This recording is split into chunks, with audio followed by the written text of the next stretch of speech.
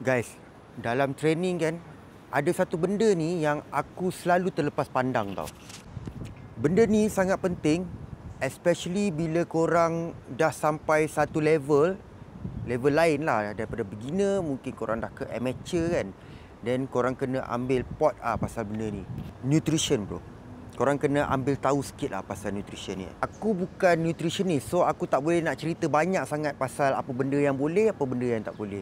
Tapi aku boleh advise kat korang supaya korang kena take care korang punya permakanan. Aku ni orang dia kuat makan jugalah. Aku rasa semua fighter-fighter, tak kisahlah fighter ke atlet ke, ataupun kita sebagai lelaki memang kita kuat makan lah. But sometimes tu aku akan makan benda-benda yang tak elok lah. Tak, aku rasa bukan sometimes lah, but most of the time lah. Saja badan aku tak function well, aku punya fokus tak function well, aku punya movement tak move well. Berbeza time aku nak cut weight, di mana waktu tu aku jaga aku punya diet.